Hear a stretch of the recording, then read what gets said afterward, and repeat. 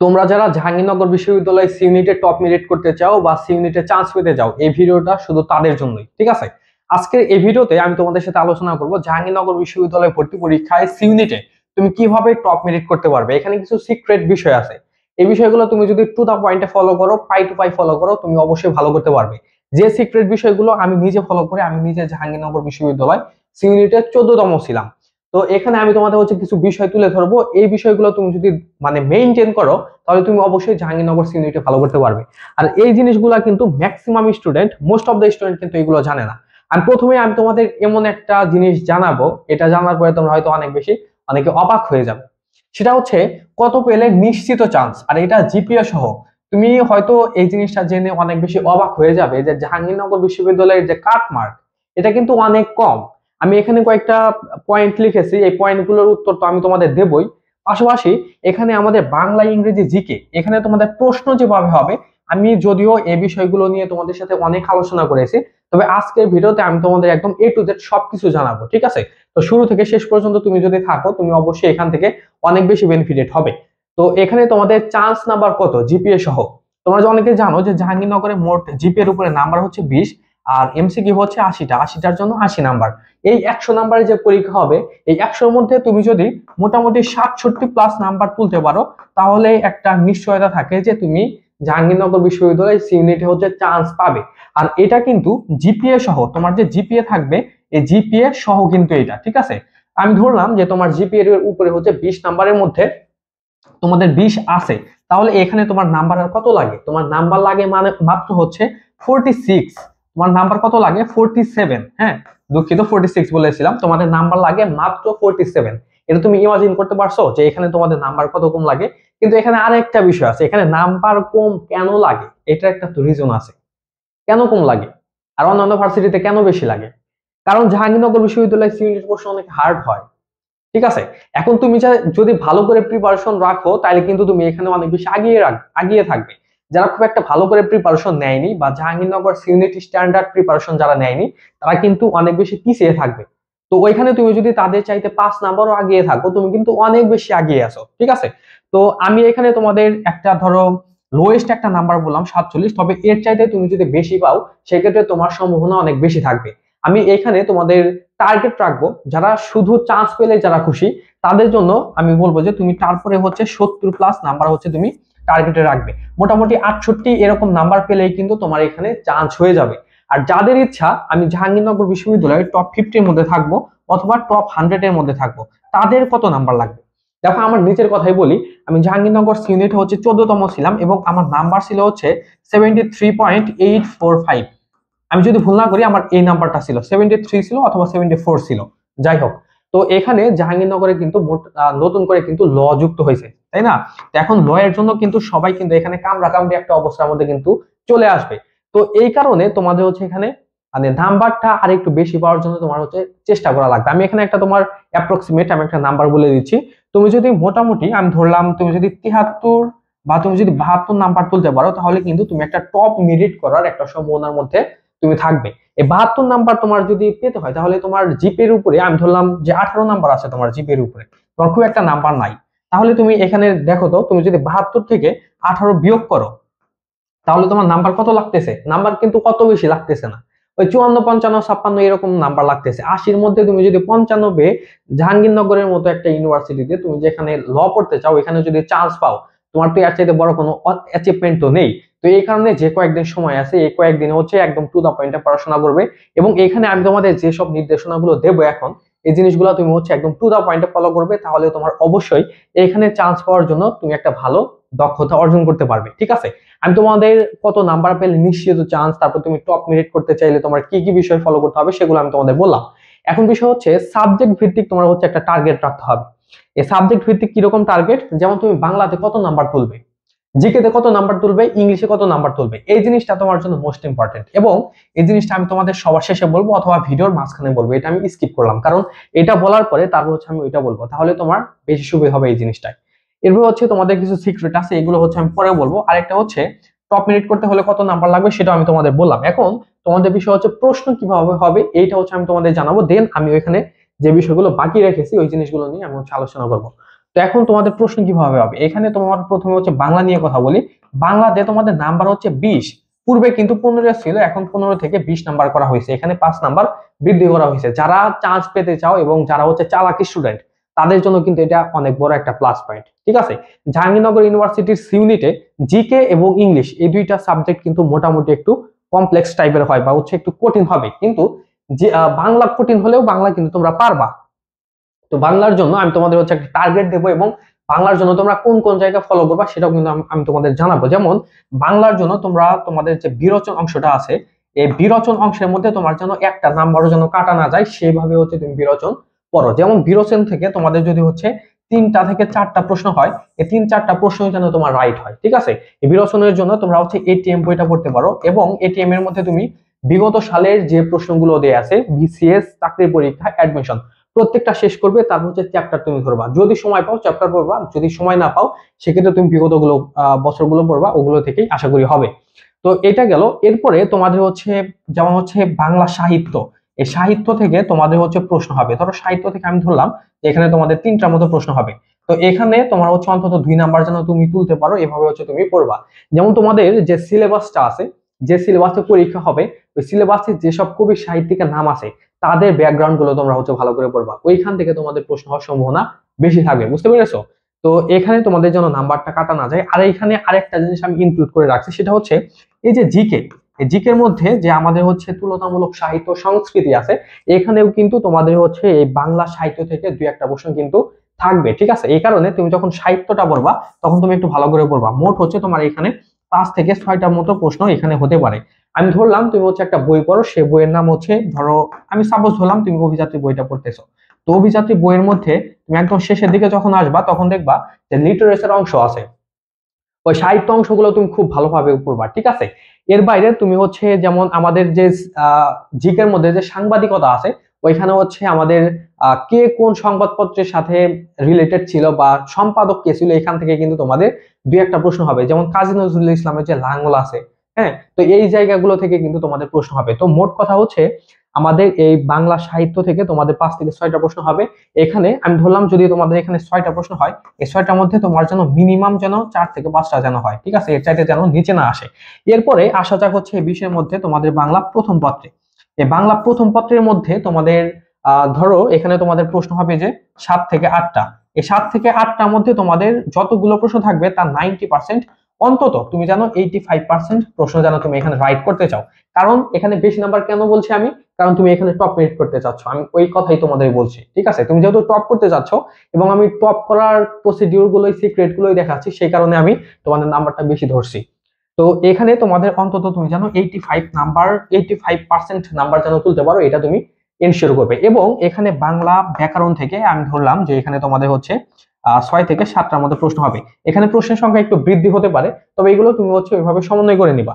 5 থেকে 6টা ধরো এখানে প্রশ্ন হবে, তো এখানে তোমাদের যেন সর্বোচ্চ 2টা এমসিকিউ যেন ভুল হয়, এর চাইতে বেশি যেন ভুল না হয়। আর এখানে কিন্তু তোমাদের প্রশ্ন একটু বেশি ডিপলি হবে, যেমন সমাজ থেকে প্রশ্ন হলে একটু ডিপ হতে পারে, কারক থেকে হতে পারে, যদি তোমাদের প্রকৃতি প্রত্যয় থেকে দেয় তাহলে একটু ডিপ হতে পারে। তার কারণে এই জিনিসগুলো তুমি হচ্ছে আগে থেকে ভালো করে খুব ভালোভাবে হচ্ছে পড়ে নিবা।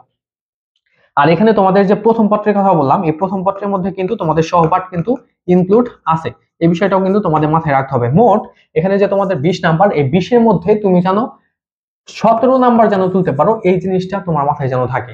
তুমি যদি এখানে বাংলার মধ্যে 17 তুলতে পারো, তুমি কিন্তু ইংলিশে একটু কম পাইলেও বা ইংলিশে একটু খারাপ করলেও কিন্তু তুমি এই দিক দিয়ে এগিয়ে যাবে। এই জিনিসগুলো কিন্তু তোমার বুঝতে হবে, ঠিক আছে। এখন এই বিষয়ে আমি তোমাদের সাথে কথা বললাম বাংলা নিয়ে, এখন তোমাদের আসা যাক ইংলিশের মধ্যে। ইংলিশের মধ্যে তোমরা কিভাবে কি করবা, এখানেও তোমাদের নাম্বার হচ্ছে 20। এই 20-এর মধ্যে তোমাদের ইংরেজি সাহিত্য, এই সাহিত্য থেকে তোমাদের হচ্ছে প্রশ্ন হবে হচ্ছে 2 থেকে 4টা, ঠিক আছে, 2 থেকে 4টা তোমাদের প্রশ্ন হবে। এখন সাহিত্যের মধ্যে তোমরা কি কি পড়বা, তোমাদের যে হচ্ছে টেক্সট বুক ছিল, এই টেক্সট বুকের মধ্যে তোমাদের যেসব কবি সাহিত্যিক সিলেবাসে আছেন তাদের সম্পর্কে তোমরা একটু ভালো করে জেনে যাবে, ঠিক আছে। এবং উইলিয়াম শেক্সপিয়ার থেকে তোমাদের প্রশ্ন হওয়ার সম্ভাবনা সবচেয়ে বেশি। আর ইংলিশ সাহিত্যের মধ্যে যে হাইলাইটেড যে বিষয়গুলো আছে ওইগুলো তোমরা একটু ভালো করে পড়বা। এবং উইলিয়াম শেক্সপিয়ারের যে হচ্ছে প্লে গুলো যে আছে, তারপর ট্র্যাজেডি যেগুলো আছে, এইগুলো তোমরা হচ্ছে ভালো করে পড়বা। এই জিনিসগুলো তোমার জন্য খুব ভালোভাবে মনে থাকে, বুঝতে পেরেছো? তো এখানে আমি ধরলাম যদি তোমাদের 4টা প্রশ্ন হয়, এই 4টার মধ্যে তুমি বেশি না 2 নাম্বার তুলবা, তাহলেই তোমার জন্য এনাফ। এর বাইরে তোমাদের হচ্ছে এখানে কি কি পড়তে হবে, যে ইংলিশ যে লিটারেরি টার্ম যে আছে এই জিনিসটা তোমার পড়তে হবে। এখান থেকেও কিন্তু তোমাদের এই যে 2 থেকে 4টা প্রশ্নের কথা যে বলছি ওইটাও কিন্তু এখানে ইনক্লুডেড। তো এখানেও যেন তোমার ভুল না হয়। আর এখানে লিটারেরি টার্ম থাকলেও কিন্তু একটু কঠিন টাইপের থাকবে, এই কারণে এটা তোমার একটু কঠিন আসলেও তোমার যেন তুমি পারো সেভাবে হচ্ছে প্র্যাকটিসটা করবা। এরপরে আসা যাক তোমাদের হচ্ছে এইচএসসি যে টেক্সট বুক আছে ওইখান থেকে প্রশ্ন হবে কিনা। এখান থেকে প্রশ্ন হওয়ার সম্ভাবনা খুবই কম, আর যদি হয় তাহলে হচ্ছে তুমি একটু হালকা পাতলা করে রাখলে এখান থেকে তোমার পারার কথা। আর যদি না পারো, অনেক ভালো পড়াশোনা করে হচ্ছে এখান থেকে কমন পাওয়ার সম্ভাবনা হচ্ছে কম থাকবে, কারণ জাহাঙ্গীরনগর যদি হার্ড প্রশ্ন করে তাহলে হচ্ছে অনেক পড়াশোনা করে আসলে সেরকম কমন পাওয়া যায় না, অনেক বেশি হার্ড করে। তো তারপরেও তোমাদের হচ্ছে পড়তে হবে। তো এইচএসসির যে টেক্সট বুকটা আছে এটা তুমি চাইলে হচ্ছে স্কিপ করতে পারো, তবে হালকা হালকা দেখে যাওয়া এই জিনিসটা তোমার জন্য বেটার হবে, ঠিক আছে। আর এই কথাগুলো বলতেছি সম্পূর্ণ কিন্তু আমার নিজের অভিজ্ঞতা থেকে। আমি তোমাদের ইতিপূর্বে বলেছি যে আমি কিন্তু 14 ছিলাম, ঠিক আছে। আর তোমরা যারা হচ্ছে আমার তত্ত্বাবধানে হচ্ছে তোমরা সি ইউনিটের প্রিপারেশন নিতে যাচ্ছ, আমাদের ডেসক্রিপশনে দেখো, ডেসক্রিপশনে কিন্তু জাহাঙ্গীরনগর সি ইউনিটের মডেল টেস্ট আছে এবং আমাদের সি ইউনিটের কোর্স আছে। এই দুইটা তুমি যদি কমপ্লিট করতে পারো জাহাঙ্গীরনগরের জন্য তোমার একদম অ্যাবসলিউট একটা প্রিপারেশন হবে। তুমি চাইলে এগুলো দেখতে পারো, ঠিক আছে। আমি এই বিষয়ে তোমাদের সাথে হচ্ছে একটু পরে আলোচনা করব। তো এখন বিষয় হচ্ছে তোমাদের এর বাইরে গ্রামার যে অংশটা আছে। আচ্ছা, গ্রামারের আগে আমি তোমাদের হচ্ছে কম্প্রিহেনশন নিয়ে কথা বলি। তো কম্প্রিহেনশনের মধ্যে আমি তোমাদের যে কথাটি বলবো, জাহাঙ্গীরনগরে এবার যেহেতু প্রশ্নের সংখ্যা বাড়াইছে, তো সেক্ষেত্রে কম্প্রিহেনশন থেকে তোমাদের হচ্ছে 5 MCQ থাকতে পারে। আর জাহাঙ্গীরনগরের কম্প্রিহেনশন যদি সহজ করে তাহলে সবার জন্য সহজ হবে, আর যদি কঠিন করে তাহলে হচ্ছে সবার জন্য সহজ হবে না। কঠিন করলে হচ্ছে গুটি কয়েক স্টুডেন্টের জন্য হচ্ছে সহজ হবে। কাদের জন্য জানো? যারা হচ্ছে ইংরেজি শব্দার্থ অনেক ভালো জানে। ইংরেজি শব্দার্থ যে ভালো জানে জাহাঙ্গীরনগর সিউনিটি ইংলিশে সে ভালো করবে, এটা একদম কনফার্ম। তো এখানে যদি 5টা প্রশ্ন থাকে, এই 5টার মধ্যে তুমি যদি ইংলিশ ভোকাবুলারি ভালো না জানো, তুমি কিন্তু হাজার ট্রিক্স ফলো করেও কিন্তু এখানে ভালো করতে পারবে না। তুমি যদি ভোকাবুলারি ভালো জানো তাহলে কিন্তু এখানে ভালো করতে পারবে। আমি যেহেতু টপ মেরিটের কথা বলছি এখানে, আমি ধরে নিচ্ছি তুমি ভোকাবুলারি অনেক ভালো জানো। তো এখানে যদি 5টা প্রশ্ন থাকে, তুমি মিনিমাম যেন এখানে 3 নাম্বার পাও, তবে এখানে তোমার 4 নাম্বার পাইলে তোমার জন্য বেশি বেটার। এই জিনিসটা একটু ভালো করে মাথায় রাখবা, ভোকাবুলারি দেখবা এবং তোমরা হচ্ছে বেশি বেশি প্র্যাকটিস করবে। এখন এর বাইরে তোমাদের যে হচ্ছে ইংলিশ যে গ্রামারের যে বিষয়টা আছে, এই গ্রামারের মধ্যে তোমরা কিভাবে কি করবা। এই গ্রামারের মধ্যে আমি তোমাদের ইতিপূর্বে হচ্ছে তোমাদের সি ইউনিটে যে টপিকগুলো সবচেয়ে ইম্পর্টেন্ট, যেগুলো থেকে নর্মালি প্রশ্ন হয়, সেটার উপরে কিন্তু ইতিমধ্যে আমি তোমাদের ভিডিও দিয়েছি। ওইটা তুমি হচ্ছে আমাদের চ্যানেল থেকে দেখে নিবা। ভিডিও সেকশনে গেলেই তুমি একটু উপরে স্ক্রল করলেই হচ্ছে আমাদের এটা পেয়ে যাবে। তো এখানে আমি তোমাদের যতগুলো টপিক দিয়েছি ওইগুলো আগে শেষ করবে, দেন হচ্ছে তোমার যদি মনে হয় এর বাইরেও তোমার কিছু পড়ার প্রয়োজন, সেক্ষেত্রে হচ্ছে ওইগুলো তুমি পড়ে নিবা, ঠিক আছে। তো গ্রামারের মধ্যে যদি ধরো এখানে তোমাদের গ্রামার থেকে প্রশ্ন হবে ধরো হচ্ছে 13টা, বা এখানে তোমাদের প্রশ্ন হবে ধরলাম 12টা। তো এখানে যতগুলো প্রশ্ন থাকবে, ধরো 12টা যদি প্রশ্ন থাকে, তাহলে আমি তোমাদের ধরলাম এখানে তুমি চারশো হচ্ছে 8 থেকে 9 তুলবা, তাহলেই তোমার জন্য এনাফ। কারণ জাহাঙ্গীরনগরের প্রশ্ন এত সহজ না, ঠিক আছে। তো মোট কথা, তুমি যদি ইংলিশের মধ্যে তুমি জাস্ট যদি 14 থেকে 15 তুলতে পারো, এটাও তোমার জন্য অনেক বড় অ্যাচিভমেন্ট হবে। এখন সর্বশেষ তোমাদের জন্য সবচাইতে বড় যে প্লাস পয়েন্ট, সেটা হচ্ছে তোমাদের এই জিকে। এই জিকে এর মধ্যে তুমি যদি ভালো করতে পারো তাহলে তোমার টপ মেরিট করা কেউ ঠেকাতে পারবে না। আমি একদম চ্যালেঞ্জ করে তোমাদের বলছি, জাহাঙ্গীরনগর জিকে এর মধ্যে তুমি যদি ভালো করতে পারো, জিকে হচ্ছে একমাত্র তোমাকে চান্স পাওয়াতে পারে এবং জিকে হচ্ছে একমাত্র তোমাকে টপ মেরিট করাতে পারে, ঠিক আছে। তো এখন আমি যে তোমাদের যে সাবজেক্ট ভিত্তিক টার্গেটের যে কথা বলেছিলাম, ওইখানে আমি তোমাদের প্রথমে কি বলেছিলাম? প্রথমে বলেছিলাম যে তোমাদের যে ইংলিশের মধ্যে তোমরা হচ্ছে 15 নাম্বার টার্গেট করবা, তারপর হচ্ছে বাংলার মধ্যে তোমরা 17 টার্গেট করবা। তো এখানে তোমাদের নাম্বার কত হয়? তোমার এখানে নাম্বার হয় মোট হচ্ছে কত? 32। আমি 32 থেকে আরো 2 নাম্বার মাইনাস করলাম, তোমরা এখানে চারশো হচ্ছে 30 নাম্বার তুলবা। এই 40-এর মধ্যে তোমার টার্গেট দিলাম 30। তারপর হচ্ছে জিকে মধ্যে তুমি কি করবা? এইগুলো তুমি যদি ফলো করো, আমি যা যা বলবো তুমি অবশ্যই এখানে ভালো করতে পারবে। তার আগে আমাদের যে হচ্ছে মডেল টেস্ট এবং কোর্সটা আছে ওই বিষয়ে আমি তোমাদের একটু ধারণা দিচ্ছি, তোমরা চাইলে এখানে অ্যাড হতে পারো। আমি তোমাদের মানে অনেস্টলি বলছি ব্রাদার এন্ড সিস্টার, আমাদের এখানে তোমরা যা পাবে একদম জাহাঙ্গীরনগরের জন্য বেস্ট সাপোর্ট গুলো আমাদের এখান থেকে তোমরা হচ্ছে পেয়ে যাবে, ঠিক আছে। এটা হচ্ছে জাহাঙ্গীরনগর সিউনিটের জন্য মডেল টেস্টে তোমরা মোট 20টা মডেল টেস্ট পাবে। এই মডেল টেস্ট গুলো তোমরা হচ্ছে ওয়েবসাইটে দেওয়া পারবে প্রথমত। দ্বিতীয়ত আমাদের এখানে প্রশ্নগুলোর তোমরা পিডিএফ পাবে, মোট 1600 প্রশ্ন তোমরা এখানে পাবে। এই 1600 প্রশ্ন থেকে তোমাদের অবশ্যই প্রশ্ন কমন থাকবে, আমি তোমাদের একদম কথা দিচ্ছি।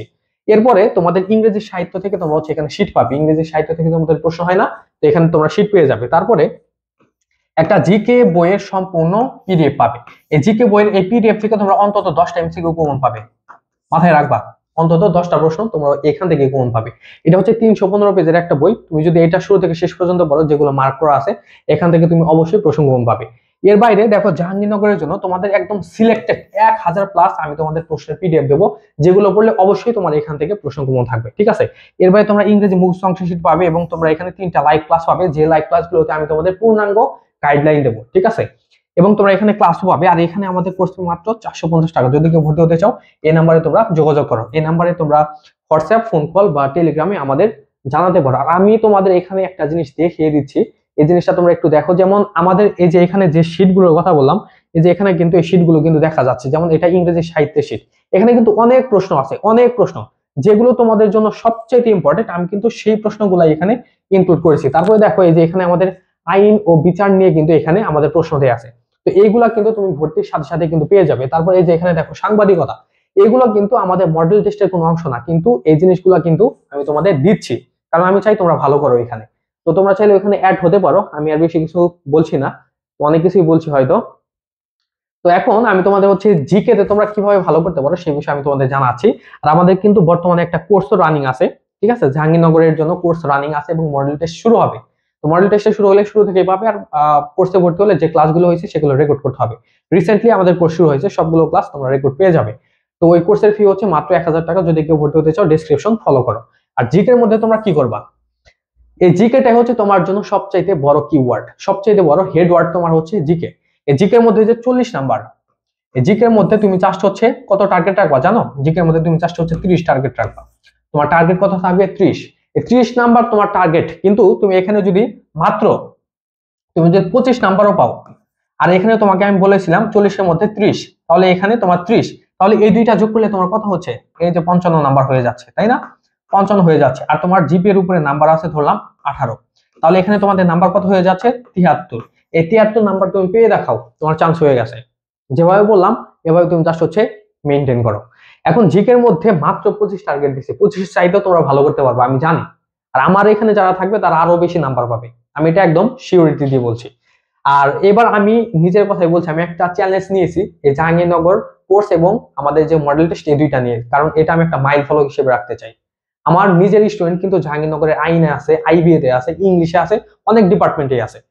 যাই হোক, এখন জিকের মধ্যে তোমরা কিভাবে কি করবা, আমি এখানে তোমাদের হচ্ছে একটা কথা বলছি, সেটা হচ্ছে এখানে মোট তোমাদের 7টা হচ্ছে ডিপার্টমেন্ট আছে। তোমরা জানো যে এখানে সাবজেক্টিভ জিকে হয়, 7টা ডিপার্টমেন্ট থেকে হচ্ছে এখানে তোমাদের প্রশ্ন হবে, তাই না? এখন 7টার মধ্যে আমি প্রথমেই তোমাদের যে টপিক নিয়ে কথা বলবো সেটা হচ্ছে ইতিহাস। তো এখন 7টা তুমি যদি মানে ভাগ করো, তাহলে দেখা যায় যে তুমি হচ্ছে এভারেজ তুমি 6 থেকে 7টা করে প্রশ্ন পাবে প্রত্যেকটা ডিপার্টমেন্ট থেকে, কিন্তু তুমি সবচেয়ে বেশি প্রশ্ন পাবা হচ্ছে ইতিহাস থেকে। এমন হতে পারে যে ইতিহাস থেকে তুমি 15টা প্রশ্ন পাবা, কারণ ইতিহাসের সাথে অন্যান্য সাবজেক্ট ইন্টারকানেক্টেড, এই জিনিসটা তোমার বুঝতে হবে, ঠিক আছে। এই কারণে তুমি যখন ইতিহাস পড়বা তখন ইতিহাসটা একটু ডিপলি পড়বা এবং ব্যাকগ্রাউন্ড গুলো তুমি ভালো করে জেনে নিবা। যেমন হচ্ছে বঙ্গ শব্দ, এই বঙ্গ শব্দ কোন কোন জায়গায় আছে, এই জিনিসগুলো তুমি হচ্ছে দেখবা। তারপর হচ্ছে এই যে আইনি আকবরী গ্রন্থ, এটা কে লিখেছে? আবুল ফজল। আবুল ফজল কে ছিল? সম্রাট আকবরের হচ্ছে সভাকবি। সম্রাট আকবরের সভাকবি কতজন ছিল, কয়জন ছিল, এইগুলো দেখবা। তারপর যে তানসেন কে ছিল, এই জিনিসগুলো তোমার দেখতে হবে। যেমন গ্র্যান্ড ট্যাঙ্ক রোড, এটা কে করে? শেরশাহ। শেরশাহ কবে হচ্ছে ক্ষমতা গ্রহণ করে, কাকে পরাজিত করে, আবার কার কাছে পরাজিত হয়, এই জিনিসগুলো তুমি হচ্ছে একদম যদি ব্যাকগ্রাউন্ড সহ দেখো ইতিহাসের মধ্যে, তাহলে কিন্তু এখান থেকে তুমি অবশ্যই ভালো একটা অর্জন কিন্তু করতে পারবে। এরপরে আমি তোমাদের আসছি হচ্ছে আইনের মধ্যে। এই আইনের মধ্যে তোমরা অনেক বেশি টেনশনের মধ্যে আছো। আইনের মধ্যে তোমাদের টেনশন হওয়ার কোনো কারণ নেই। এই আইনের মধ্যে যে ব্রিটিশরা যে আইনগুলো করে দিয়ে গিয়েছিল, ওই আইনগুলোর নামটা তুমি মনে রাখবা। যেমন হচ্ছে সতীদাহ প্রথা, এটা কবে বাদ হয়? এটা 1829 সালে বাদ হয়। এই জিনিসগুলো তোমার দেখতে হবে, এটা বাদ কে করে এবং এটার জন্য কে তোমার অগ্রণী ভূমিকা পালন করছে, এই জিনিসগুলো তোমাদের দেখতে হবে, ঠিক আছে। তারপর সিরাজউদ্দৌলা যে হচ্ছে 1757 সালে পতন হয়, তারপরে থেকে কি কি রিফর্ম হয়েছে। তারপরে হচ্ছে বক্সারের যুদ্ধ হয়, তারপর হচ্ছে দিওয়ানি লাভ করে। দিওয়ানি লাভ কার কাছে করে? দিওয়ানি লাভ করার পরে হচ্ছে এখানে তোমার ব্রিটিশরা হচ্ছে খাজনা আদায় করবে, বিনিময়ে হচ্ছে দিল্লি বাদশাহ শাহ আলম এবং বাংলার যে নবাব, দুইজনকে হচ্ছে একটা নির্দিষ্ট পরিমাণ খাজনা হচ্ছে ব্রিটিশরা দেবে। এই ধরনের কিন্তু একটা চুক্তি হয়েছিল। তারপরে হচ্ছে আমাদের এখানে একটা কি হয়, দুর্ভিক্ষ হয়। দুর্ভিক্ষর পরে হচ্ছে একটা আইন তৈরি করা হয়, সেটার নাম হচ্ছে রেগুলেটিং অ্যাক্ট। এটা হচ্ছে 1773 সালে হয়। আর এটা করে কে? ওয়ারেন হেস্টিংস করে। তো এটার পরে হয় হচ্ছে 500 বন্দোবস্ত। এটা কে করে? এটা ব্যাকগ্রাউন্ডে কারণগুলো কি ছিল। তারপর হচ্ছে 100 বন্দোবস্ত হয়। তারপর কিন্তু আবার হচ্ছে আমাদের পিটস ইন্ডিয়া অ্যাক্ট হয়। তো এটা হয় হচ্ছে 1784 সালে। এই জিনিসগুলা কিন্তু এই যে তোমার হচ্ছে জমিদারি প্রথার সাথে অনেকটা কিন্তু জড়িত, ঠিক আছে? এই জিনিসগুলো তোমার দেখতে হবে। তারপর হচ্ছে 109 বন্দোবস্তের পরে হচ্ছে 10 বন্দোবস্ত হয়। এরপরে এইটার 10 বন্দোবস্তের একটা বাস্তবায়িত রূপ হচ্ছে চিরস্থায়ী বন্দোবস্ত, যেটা হচ্ছে 1793 সালে হয়। এটা কে করে? এটা করে হচ্ছে লর্ড কর্নওয়ালিস। এই জিনিসগুলো তুমি যদি ভালো করে দেখো তাহলে কিন্তু আইন অংশের মধ্যে তুমি ভালো করতে পারবে। এবং আমাদের যে আইন, দেশের মধ্যে তিনটা যে অঙ্গ আছে সেটা হচ্ছে আইন, শাসন, বিচার বিভাগ। এই তিনটার ব্যাকগ্রাউন্ড গুলো তুমি একটু ভালো করে দেখবে, তাহলে হচ্ছে এই বিষয়ে তুমি ভালো করতে পারবে, ঠিক আছে? এবারে আমাদের সংবিধানটা তুমি দেখবা, সংবিধানের মৌলিক অধিকার, সংবিধানের বেসিক স্ট্রাকচার, তারপর যে সংবিধান কিভাবে শুরু হয়, এই জিনিসগুলো তুমি যদি ভালো করে দেখো, তারপরে সংবিধানের মধ্যে অ্যামেন্ডমেন্ট বা সংশোধন যেগুলো আছে এগুলো দেখলে কিন্তু আইনের মধ্যে তুমি ভালো করতে পারবে, ঠিক আছে? এরপরে হচ্ছে তুমি দেখতে পারো যে আমাদের মানে স্পেশাল কিছু আইন আছে যেগুলোর দ্বারা হচ্ছে বাংলাদেশ চলে, যেমন CrPC, the code of criminal procedure. আমি যেহেতু আইনের স্টুডেন্ট সেক্ষেত্রে আমি তোমাদের বলতে পারছি, যেটা হচ্ছে ফৌজদারি কার্যবিধি বলে। এটা কত সালে হয়? এটা হয় 1898 সালে হয়, ঠিক আছে? এটা কোন আইন কমিশনের মাধ্যমে হয় এই জিনিসগুলো তোমরা একটু দেখবা। তারপর হচ্ছে দিওয়ানি কার্যবিধি, যেটাকে বলে the code of civil procedure, সেটা হচ্ছে 1908 সালে হয়। তারপর হচ্ছে সম্পত্তি হস্তান্তর আইন, এটা কত সালে হয়? এটা 1882 সালে হয়। তারপর হচ্ছে আমাদের দণ্ডবিধি, তোমরা ওই যে বাংলা সিনেমার মধ্যে দেখো না যে 307 ধারা অনুযায়ী একটা শাস্তি দেওয়া হয়েছে, তো 444 ধারা, 302 ধারা। তো এটা হচ্ছে আমাদের দণ্ডবিধি, পেনাল কোড, এটা হচ্ছে 1860 সালের আইন। তারপর হচ্ছে আমাদের সম্পত্তি সংক্রান্ত আইন আছে, সেটা হচ্ছে সম্পত্তি হস্তান্তর আইন, সেটা হচ্ছে 1882 সালে। তো এটা কোন কমিশনের মাধ্যমে গঠিত হয়? আমাদের এই ব্রিটিশরা কয়টা ল কমিশন করেছে এগুলো তোমরা একটু দেখবা। এখান থেকে কনফার্ম প্রশ্ন পাবা, একদম কনফার্ম, আমি চ্যালেঞ্জ করে বলছি। এই জিনিসগুলো দেখবা, ঠিক আছে? এর বাইরে জমিদারির প্রথা কোন আইনের মাধ্যমে বাদ হয়? স্যাট অ্যাক্টের মাধ্যমে। স্যাট অ্যাক্টের পুনরূপ কি? রাষ্ট্রীয় অধিগ্রহণ ও প্রজাস্বত্ব আইন 1950, যেটাকে ইংলিশে বলে state acquisition and tenancy act. তারপর হচ্ছে আমাদের অকৃষি প্রজাস্বত্ব আইন, যেটাকে বলে হচ্ছে তোমার ন্যাট অ্যাক্ট, আর যেটা হচ্ছে স্যাট অ্যাক্ট। এগুলো তোমরা একটু দেখে নিবা। তো এগুলো আমি তোমাদের অনেক কিছুই বললাম, এই বিষয়ে আমি তোমাদের পরবর্তী সময় আবার হচ্ছে আলোচনা করবো, এই জিনিসগুলো তোমরা দেখবা। এরপর হচ্ছে তোমাদের সাংবাদিকতা, সাংবাদিকতার মধ্যে সম্পাদক কে ছিল, এই জিনিসগুলো থেকে তোমাদের প্রশ্ন হবে। ফিলোসফির মধ্যে আইকিউ টাইপের প্রশ্ন হবে। তারপর হচ্ছে তোমাদের আর কি আছে, প্রত্নতত্ত্ব, এটার মধ্যে হচ্ছে ইতিহাস টাইপের, যে আমাদের যে প্রাচীন স্থাপনা যেগুলো আছে ওইগুলো থেকে তোমাদের এখানে প্রশ্ন হবে। এই জিনিসগুলো তুমি যদি দেখো, আমি তোমাদের ইউটিউব মধ্যে হচ্ছে জিকে সাজেশন বা অন্যান্য বিষয় খুব ভালোভাবে দিয়েছি, ওইগুলো তুমি যদি ফলো করো তাহলে জিকের মধ্যে তুমি অবশ্যই, আমি মনে করি জিকের মধ্যে তুমি 32+ নাম্বার পাবে, আমি এটা মনে করি। তো তুমি যদি এভাবে যদি এই জিনিসগুলো মেনটেন করো, তুমি অবশ্যই জাহাঙ্গীরনগর সিউনিটে টপ মেরিট করতে পারবে। আমি তোমাদের যা যা বললাম তুমি এগুলো জাস্ট ফলো করো এবং এভাবে পড়াশোনা করো, পরিশ্রম করো, জাহাঙ্গীরনগরের মধ্যে তুমি টপ 50-এর মধ্যে মেরিট করবা। দেখে নিও, আমি নিজে করেছি, তোমরাও করবা। আমি নিজে করতে পেরেছি, তোমরাও করবা। আমি যেভাবে স্ট্র্যাটেজি গুলো ফলো করেছি সবগুলো কিন্তু আমি তোমাদের বলেছি। এভাবে তুমি চার হচ্ছে পড়াশোনা করো, তুমি অবশ্যই টপ মেরিট করতে পারবে। আর সর্বশেষ, তোমরা যারা হচ্ছে আমার নিজের তত্ত্বাবধানে হচ্ছে প্রিপারেশন নিতে চাচ্ছ, তারা হচ্ছে আমি যে নাম্বারটা দেখালাম এই নাম্বারে হচ্ছে তোমরা যোগাযোগ করবে, ঠিক আছে? ওই নাম্বারে তোমরা যোগাযোগ করবে। আর আমাদের কিন্তু বর্তমানে জাহাঙ্গীরনগর মডেল টেস্টের পাশাপাশি আমাদের কিন্তু আরো একটা কোর্স আছে, সেই কোর্স হচ্ছে আমাদের ক্লাসের ক্লোজ। এখানে তোমরা মোট হচ্ছে 35টা ক্লাস পাবে। 35টার মধ্যে তোমরা জিকের উপরে 20টা পাবে এবং ইংরেজির উপরে পাবে হচ্ছে 15টা। এই 35টা ক্লাসই তোমার জন্য তোমাকে অনেক বেশি আগিয়ে রাখবে, ঠিক আছে? এখানে আমাদের ফি ছিল 1500 টাকা, কিন্তু বর্তমানে তোমাদের জন্য এখানে ফি দেওয়া হয়েছে 1000 টাকা। তো 1000 টাকা তুমি আসলে এত বেশি বেনিফিটেড হবে সেটা আসলে তুমি ভাবতেও পারবে না। এখানে তোমাদের যা যা প্রয়োজন জিকের মধ্যে সবকিছু আমি দিয়ে দিচ্ছি এবং মার্ক করা অংশগুলো দিয়ে দিচ্ছি। তোমাদের ওই যেগুলো দেখালাম না ওইগুলো কিন্তু তোমরা এখানে পেয়ে যাবে। তো তোমরা যদি ভর্তি হতে চাও এই মুহূর্তে ভর্তি হয়ে যাও, তোমার জন্য বেস্ট একটা সাপোর্টিভ হবে এই ব্যাচটা। এবং তোমরা যারা মডেল টেস্টে অ্যাড হতে চাও, মডেল টেস্টে এখানে নাম্বার দেওয়া আছে, তো এগুলো তোমরা দেখতে পারো, আমাদের ডেসক্রিপশনে সবকিছু দেওয়া আছে। তো সবাই ভালো থাকো, আশা করি তোমরা সবকিছু বুঝতে পেরেছো। আমি তোমাদের যেভাবে বললাম ওইভাবে তুমি যদি সবকিছু মেনটেন করো, তুমি অবশ্যই 70+ নাম্বার তুলতে পারবে। এবং তুমি যদি আরো ভালো করে মেনটেন করো, তুমি 73+ নাম্বার তুলতে পারবে। এবং 73+ নাম্বার তুলে তোমার মেরিট একদম টপ হয়ে গেছে এবং তুমি জাহাঙ্গীরনগরে আইন পড়তে পারবে যদি তোমার ওই এইচএসসি এর কন্ডিশনটা ফিল আপ থাকে। তো সবাই ভালো থাকো, আসসালামু আলাইকুম।